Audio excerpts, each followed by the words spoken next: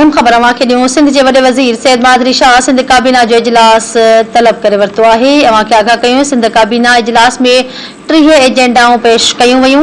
इजलास में tax revenue mobilise plan ऐं सिंध इंश्योरेंस लिमिटेड लाइ चीफ एग्जीक्यूटिव ऑफिसर जी मुक़ररी जी मंज़ूरी पिणु ॾिनी वेंदी। सिंध जे कची आबादी एक्ट 1987 ईस्वी में तरमीम लाइ मंज़ूरी बाबति ड्राफ्ट पिणु तयारु कयो वियो। एक भेरो ॿीहर अवांखे आगाह कंदा हलूं। सिंध जे वॾे वज़ीर सैयद मादरी शाह सिंध काबीना जो इजलास 5 जुलाई ते तलब करे वरितो आहे। सिंध काबीना इजलास में 30 एजेंडाऊं पेश कयूं वेंदियूं। इजलास में टैक्स रेवेन्यू मोबिलाइज प्लान ऐं सिंध इंश्योरेंस लिमिटेड लाइ चीफ एग्जीक्यूटिव ऑफिसर जी मुक़ररी जी मंज़ूरी ॾिनी वेंदी। सिंध जी कची आबादी एक्ट 1987 में तरमीम लाइ मंज़ूरी बाबति ड्राफ्ट बि तयारु कयो वियो।